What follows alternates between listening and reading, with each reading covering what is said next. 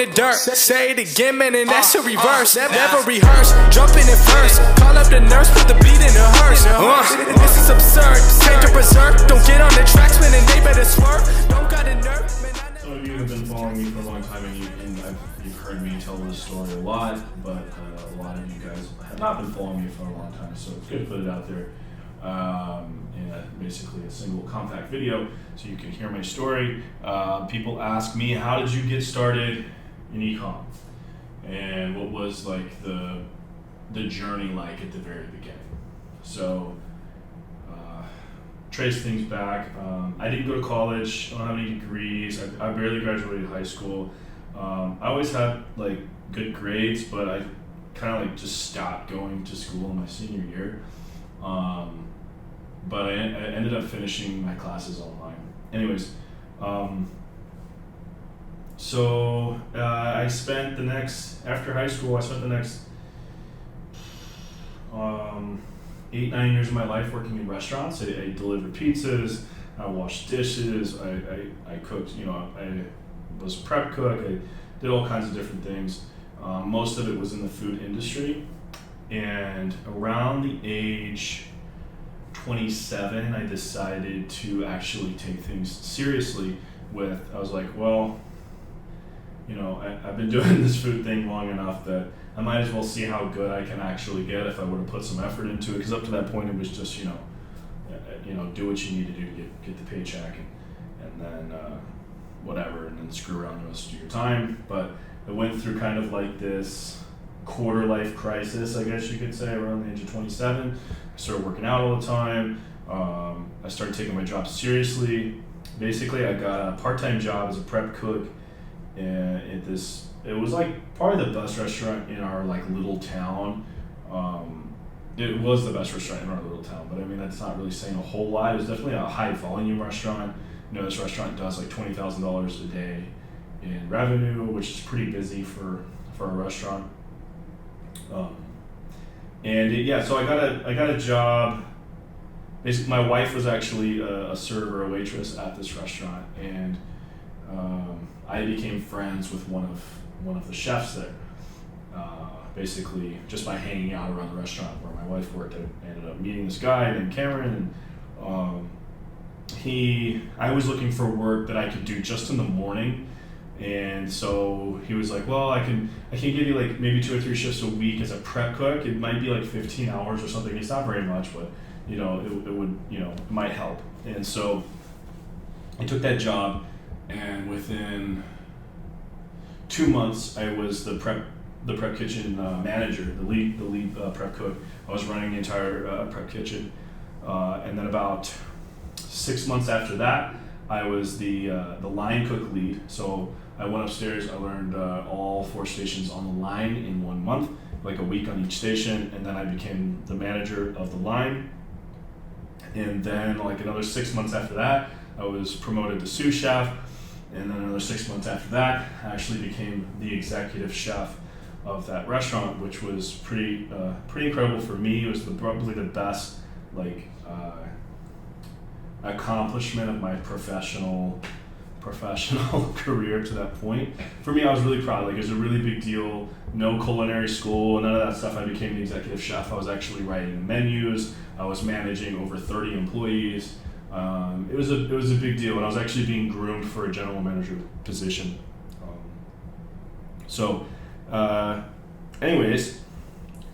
Executive chef is a salary employee. Okay, salary employee, and the executive chef is ultimately responsible for everything that happens in that kitchen. And in order to be a good executive chef, you have to work a lot of hours. I was working 70 to 80 hours a week. I had a couple of weeks that were over 100 hours. Some people doubt me when I say that, but I could show you the time slips.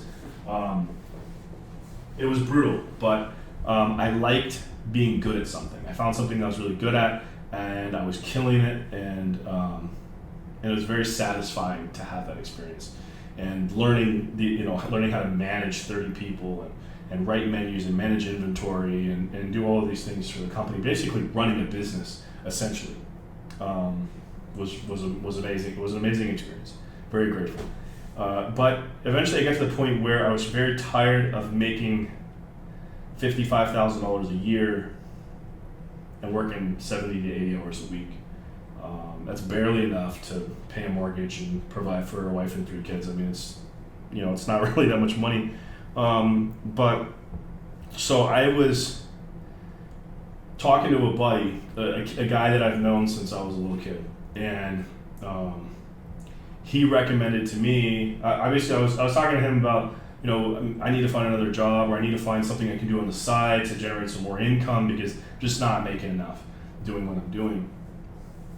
And he was like, hey man, so I actually just watched this video on YouTube or something. I can't really remember exactly how the conversation went, but he was like, hey, you should check out dropshipping. It's a low risk, low investment way of getting into e-commerce. Basically, you decide how much you want to spend, what kind of products you want to test. You just build your own store. It's your own business. You learn how to run ads. You do email marketing, you do all this stuff. Basically, it's pretty simple to get started.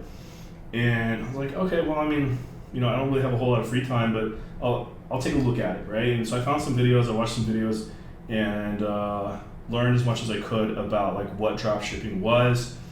And I think it took me about a month to really like learn what dropshipping was. And I remember I'm working 70 to 80 hours a week, so I was working from like, I wasn't doing 9 to 5, I was doing like 9 to 5, I was doing like 5 to 9, right? And I was working out, still consistently working out 6 to 7 days a week.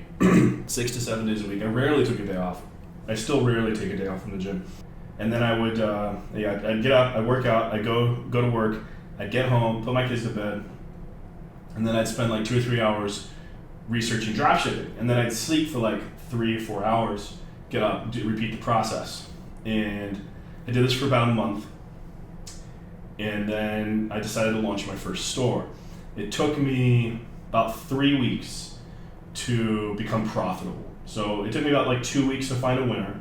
I think I tested maybe 20 or 30 products, and I finally found a winner. I managed to make my store profitable.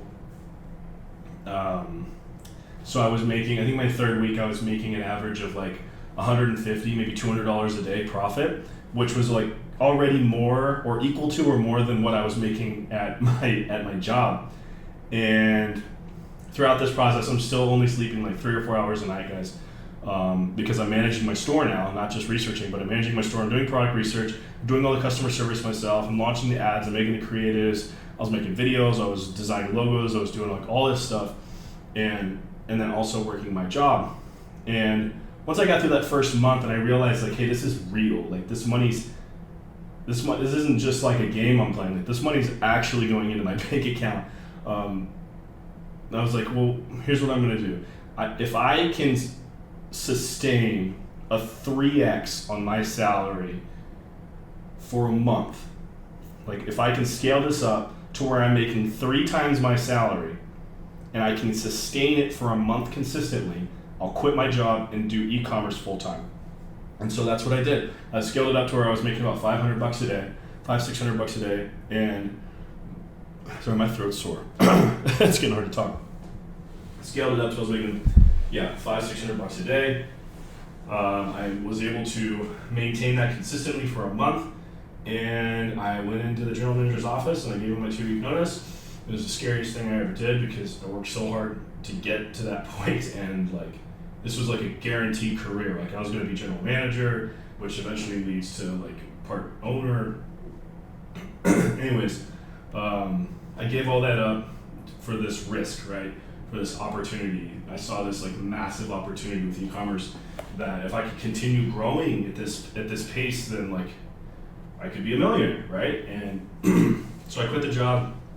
I went full time into e-com, and there was a lot of valleys and peaks through the next like 6 months. Sales would go up, sales would go down. I'd have issues with customer service. I mean, for the first 9 months of my business, I did everything myself. My wife helped me a little bit with the customer service and with the order processing, but for the majority of the work, I was doing it all myself. I didn't have any VAs for like the first 9 months. So I was answering like 300-400 emails a day on customer service. I was, processing the orders, writing the ads, doing the product research, doing all that stuff. So I was still basically working like 10, 12 hours a day. I was just doing it for myself instead of for somebody else.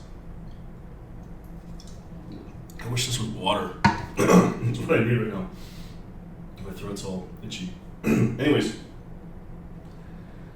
so about, I want to say it was in June. So I started my store in January, like basically January 1st is when I started. Right around June, I quit my job in March.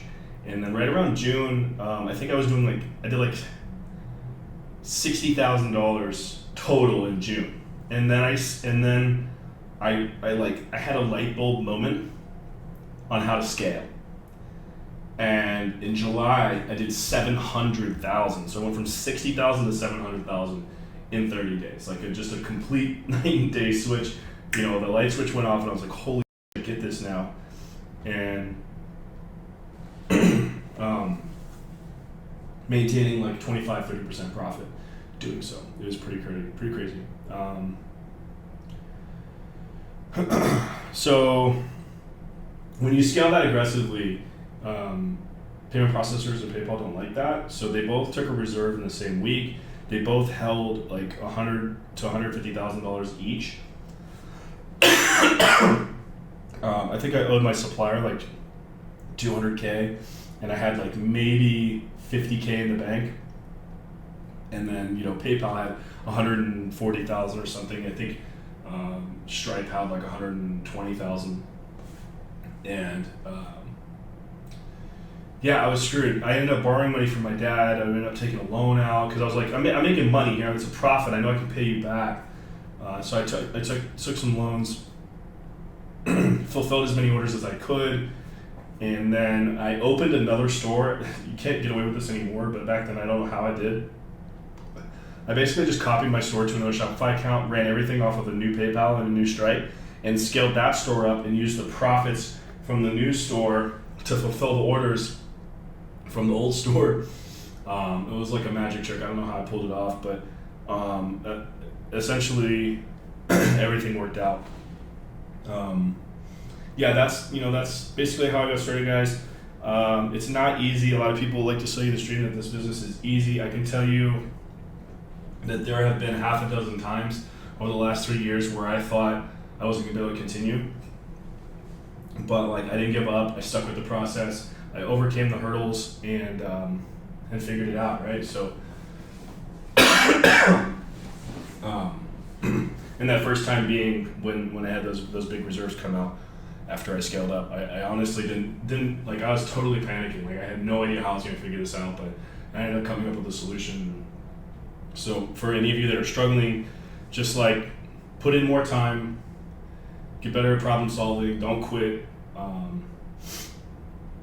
E-com is still an amazing opportunity. In fact, it's better than it's ever been. So catch you in the next video. I'm gonna need some water. Yeah.